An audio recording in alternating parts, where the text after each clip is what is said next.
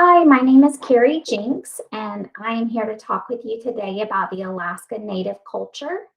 I go to school at the United States University to get my bachelor's degree. I'm taking class Nursing 377 for Cultural Diversity, Spirituality, and Ethics in Healthcare. And today is May the 5th.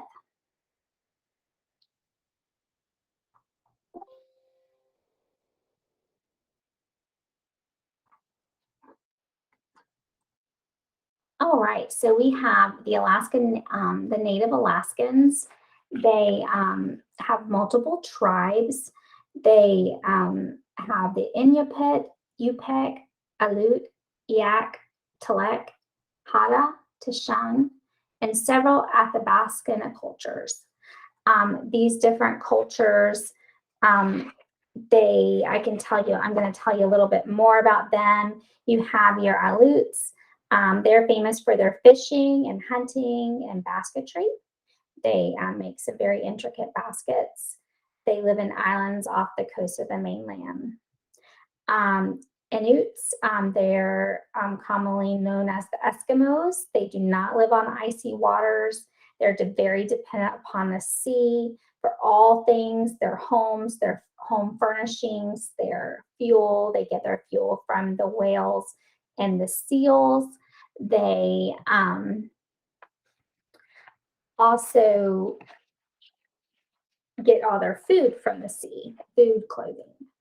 Eskimo, I learned in the research, means eater of raw meat. So I thought that was very interesting because when I think of Eskimos, I think of cold. I thought maybe it meant something that cold because they always look cold. You have your Anuput.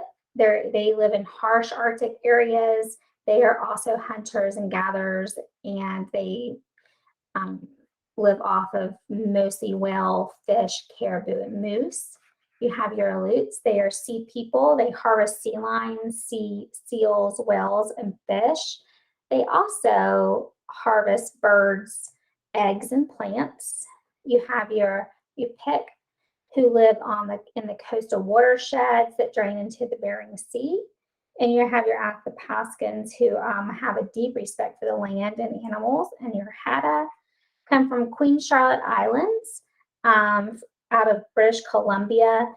They wear clothes that are woven out of bark. It said yellow and red bark. And the women wore skirts and capes, and the men wear long capes. Their primary foods are salmon and Yukon fish.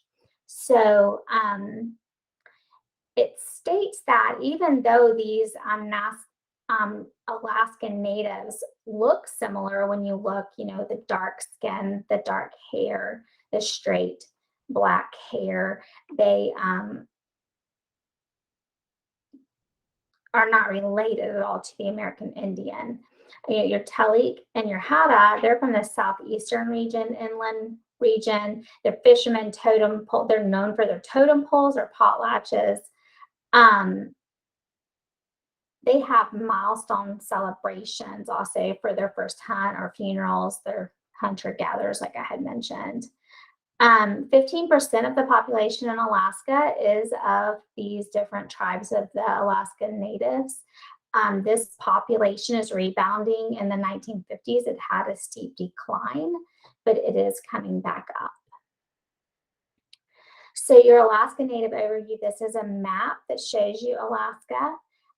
These Alaskan natives they live very intricate in knowing the land they were born on. They make it where they know it, they can hunt it, they can fish it, they can live off of the land, or some say live with the land. These Alaskan natives, there are 20 different languages, and these languages have multiple different dialects. There are 4 zones in Alaska. You have the tundras, Aleutian, the landlocked interior, and the Sitcon. You can kind of see from this map where the different tribes live and what areas.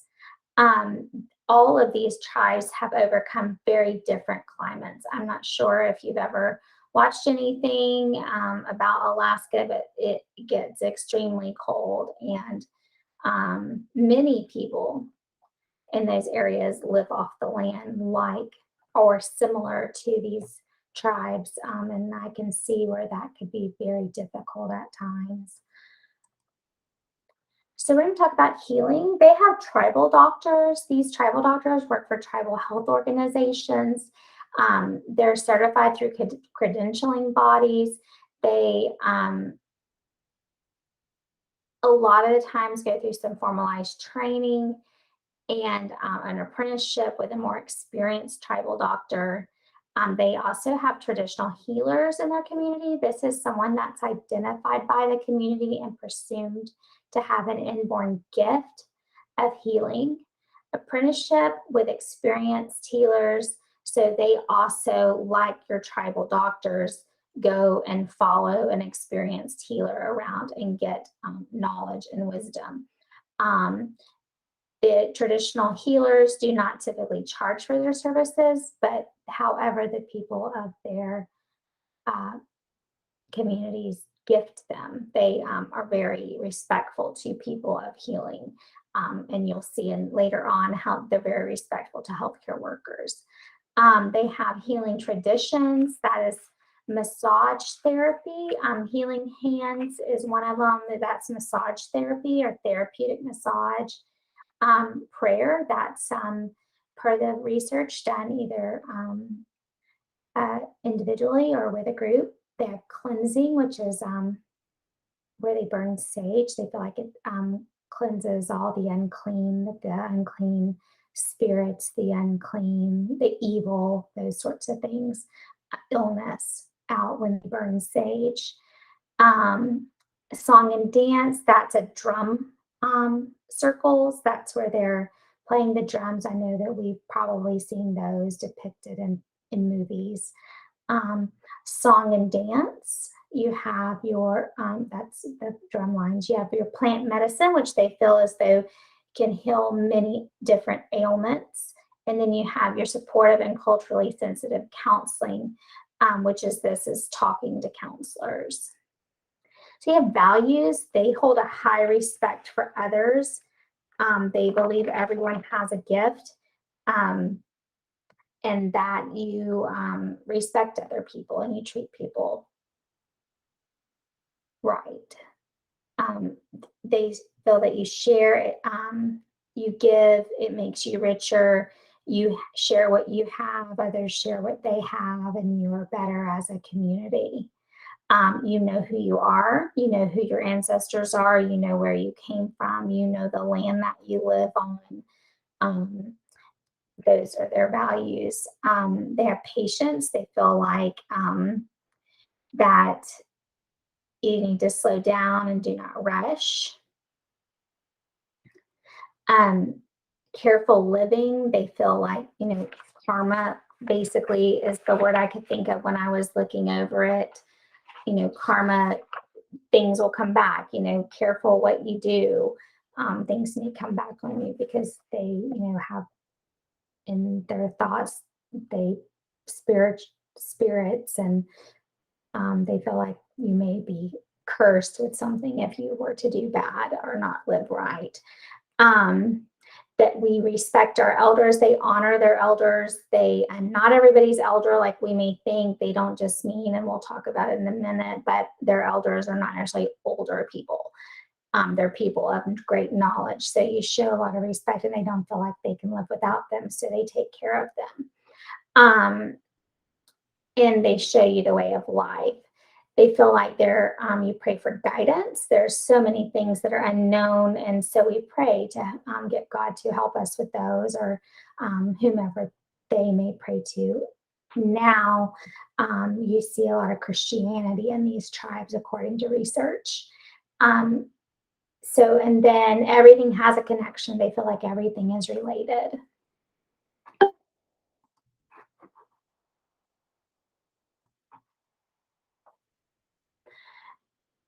Family elders are not always referring to older populations, like I just mentioned. That older person lives, if they live an unhealthy life, an unclean lifestyle, they do not consider them elders. They consider elders to have great cultural knowledge.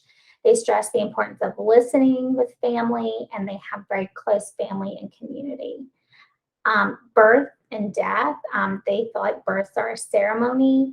They feel like when one passes away, you honor that person by giving the new birth the name of the person who passed. So they feel like life and death are perpetual cycles.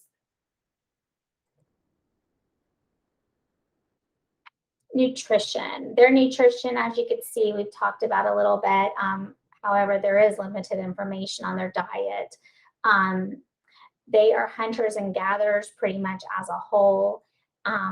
They are eat fish, caribou, moose, marine animals, seals, whales, um, plants and berries. It says that the Alaskan natives eat 6 times more fish, but less fruits and berries than other US populations. Religion. Meditation that involved people. They do meditation that involves people, spirits, souls, and immortal beings. They believed in the medicine man. They had shamans up until the 1900s. They interceded with the humans and the spirits. They were replaced in the early 1900s by missionaries, and now there is much Christianity seen in those Alaskan Native tribes and almost every denomination, according to research. Health conditions and disease. They have lower health status compared to other Americans for many years.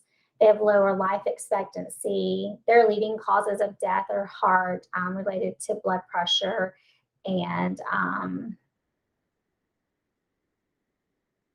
high cholesterol. They have malignant neoplasms, accidents like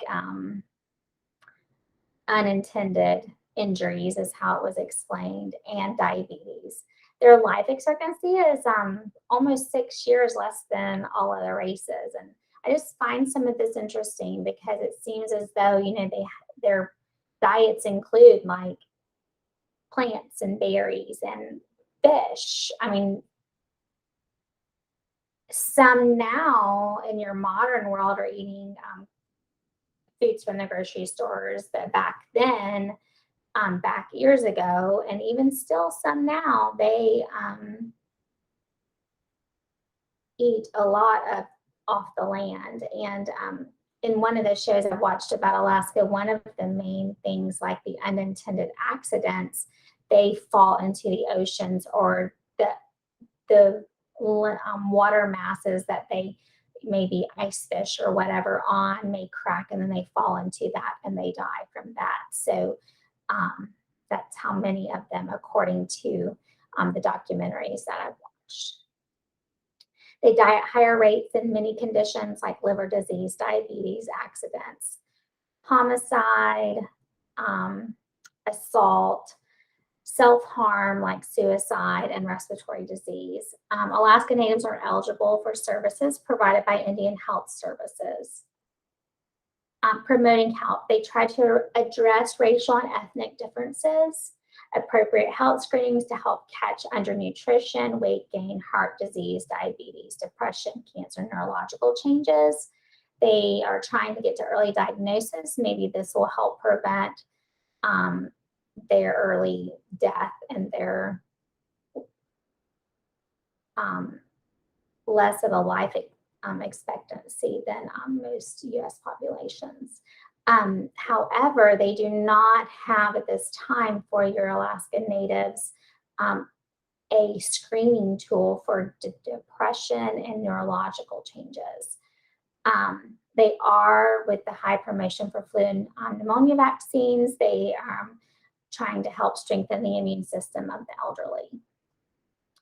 So in saying all that, this is a very interesting population of people to me. I think it's very interesting to live off of the land and being raised in a family with farmers. That is a lot of what we did. I also find it, because I'm one who likes to talk, that they are more listeners And I think that is something to really keep in mind. And even though they're not big talkers, they also don't, it appeared as though they're not real big on others talking either. One way they spoke that you could really get their trust is by sharing things of where you came from and the land you came from and the history of your ancestors. Those things that they have, upon research, those things they hold in high regard for their tribes, their people. They also are interested in knowing that about you, and that, I think, when you think about it, maybe when they see that you hold that in high regard, then they have respect for that, and that's how they will build. You will earn their trust. So I'm a talker, so I would not have any problem sharing my personal info, where I came from and my ancestors. I also believe that this culture, like I mentioned, is quiet. So I think that you'd have to watch not talking too much, and also being very cognizant that they listen and they're not big on eye contact. And that's okay because they feel it's rude if they make eye contact, that you should be listening. And they do hold healthcare workers in high regard. They feel that they have a gift. So they treat healthcare workers very well. And unfortunately, this day and time, we're not seeing that as much. We're seeing some of our healthcare workers, especially in the facilities where I work, are being abused by patients. And I'm not sure patients mean to do it, but it's just the world we're living in. But it's nice to see that these tribes, this population does hold us healthcare workers in high regard. They are definitely a culture that lives off the land. So I think it would be very important that you make sure they're getting the diet that they would follow more at home, and make sure that you have the translators to help with the languages, which I could see that being very difficult when you have 20 different languages and multiple dialects with each language. That could be difficult. With personal experience, I've encountered that. So it's hard to find the different dialects. And fortunately or unfortunately, the dialects mean a lot, because some things that you say in the same language mean different because of the dialect. So I think you can get yourself into trouble. So it would be interesting to know how these hospitals that have the higher populations of the Alaskan tribes handle the different languages and the different dialects. So, however, this concludes my project on the Alaskan Native culture, and I hope you enjoyed it and have a great day.